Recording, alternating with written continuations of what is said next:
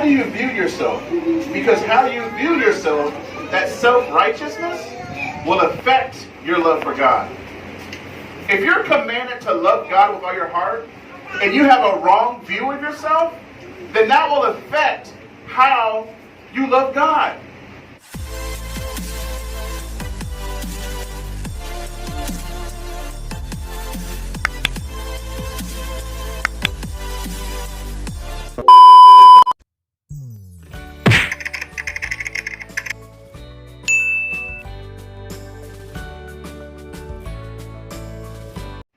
You have to view yourself in the proper way. And so what I would like to share with you is a proper way to view yourself. Because God wants us to walk in humility.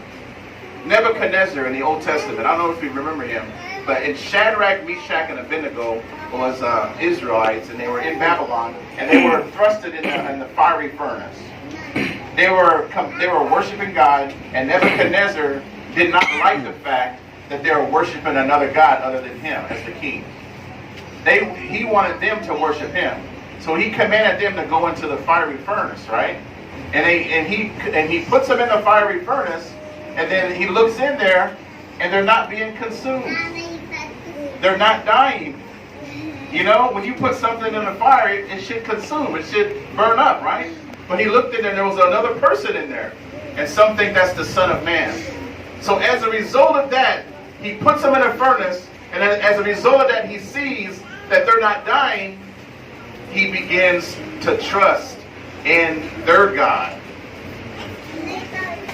He humbled himself and trusted Shadrach, Meshach, and Abednego's God. Because he saw that God declared his power over everything. He's one God. And he says, and he told them to love the Lord thy God with all their heart, mind, and soul. God has a way of humbling you. If God could humble Nebuchadnezzar, let me read what he says in Daniel chapter 4, verse 37. This is Nebuchadnezzar, the one who casted the Shadrach, Meshach, and Abednego in the furnace. Look what he says in Daniel chapter 4, 37. Check this out. Now I, Nebuchadnezzar, look at this, praise, exalt, and honor the King of heaven. That's a huge statement. He's going to exalt the King of heaven. The King of heaven is God, Lord, the only true God. He goes, for all of his works are true. They're not a lie, they're true. And his ways just. And he is able, God is able to humble those who walk in pride. Nebuchadnezzar said that. The most prideful man at the time. Nebuchadnezzar said that God is able to humble you, anyone who walks in pride. God wants you to walk in humility. One of the reasons why people don't love God with all their heart, mind, and soul is because they have a wrong view of themselves. They have self-righteousness. They're walking in pride. And pride is what separates us from God. That's sin. This is what got Satan kicked out of heaven. It's what got Lucifer kicked out of heaven. Because pride filled his heart. He wanted to be like God. And let me explain to you. It's not like I'm not saying that you are like Satan for you to be kicked out of heaven. Pride simply is, you know, God, I want to live my own life. You know, God, I don't really need you. I can handle it myself. You're not saying it with your lips, but you're saying it with your actions. You're telling God, you know, God, thank you for creating me. Thank you for, giving me life. But I got it from here. I'll take it from here, God. I'll live my own life. Thank you for giving me my job. Thank you for providing for me. But you know what? I got it from here. And that's what pride does. If you live in that, self-righteousness, that will hinder you from your love for God. It'll hinder you from your love for God, and you don't even know it. So we have to watch and examine our heart that we don't operate in pride, because we need to walk in humility. Therefore, let him who thinks he stands take heed lest he fall. He will fall. We need to walk in humility to have a correct view of yourself. Look at the scriptures in Luke chapter 7. I want to communicate the story of a sinful woman. I want to pull 3 things from that passage that will help us have a right view of ourselves, and it will help us experience God in a personal way, so that we can also walk in humility like this sinful woman. I want to walk in humility. I want to experience God's heartbeat. I want to love God with all my heart, mind, and soul. Do you? Do you really want to love God? Do you really love God?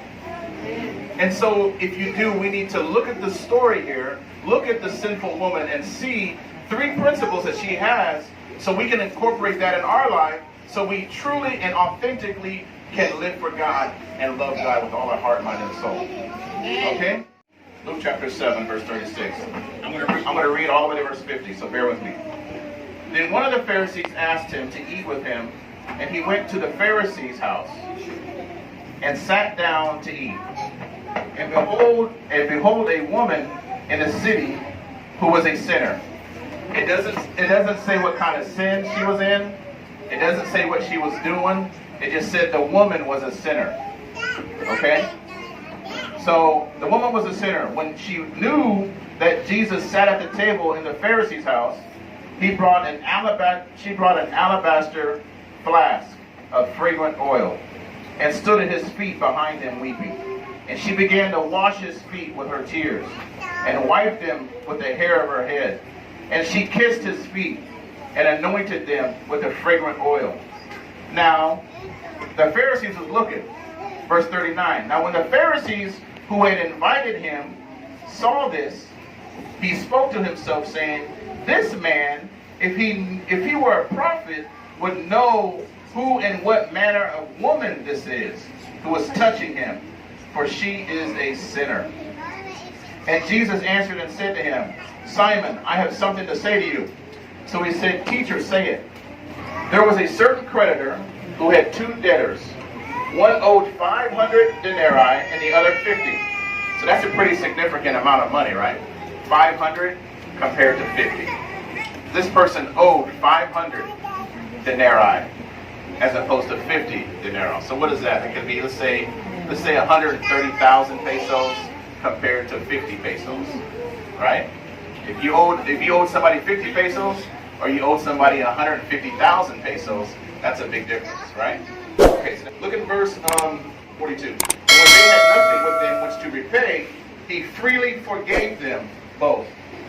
Tell me, therefore, which of them will love him more?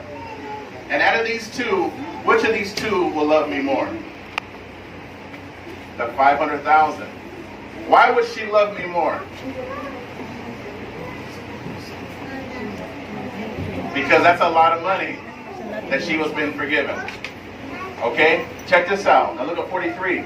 Simon answered and said, I suppose the one whom he forgave more.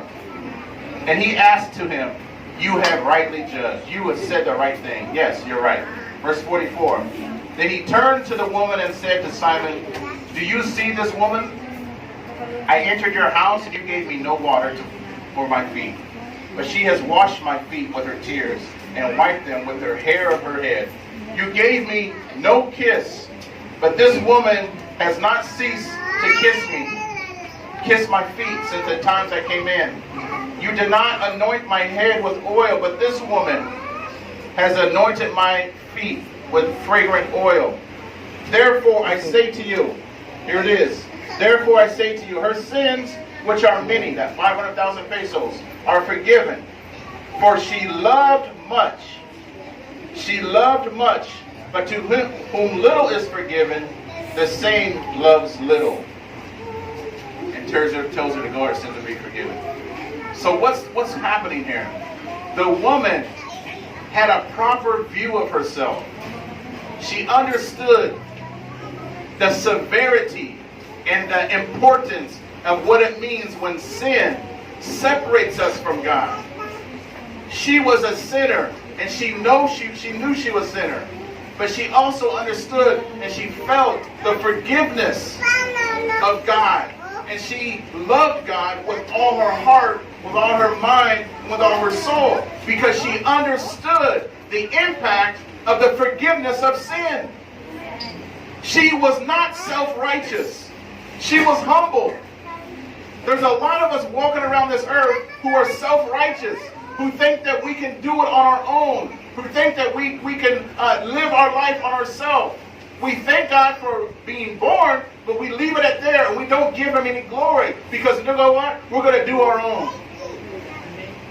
So there's three things that we can learn from this woman. There's three things, and one is in verse 37. The first thing is in verse 37 in Luke 7:34. She came to Jesus. The first thing she did, once she heard that Jesus was at the Pharisee's house, she came to Jesus. So what does that tell you about this sinful woman? It tells you that this sinful woman was dependent. She was dependent. She needed help. She saw that she needed help. And when you're dependent on somebody, you humble yourself underneath that person. She's not independent. And we have a lot of people who are independent who says, I don't need help.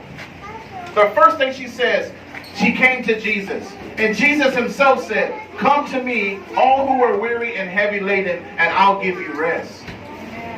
So the first thing you got to do is come to Jesus. Come to Him. Say, God, I need you. God, I'm dependent on you. I don't want to live my life independently from you. I need you. I need you in my life. I need you in my heart. I want to love you with all my heart, mind, and soul. And so to do that, I need to have a proper view of myself. She humbled herself. And James says that we should humble ourselves. We shouldn't allow the circumstances of life to humble us. We should humble ourselves freely and willingly now, because God is the God of creation. And He commanded us to love Him with all our heart and our mind and our soul. And because of that, we should love Him and humble ourselves before Him. We got to come to Him. We do that when we give our life to Jesus. Amen.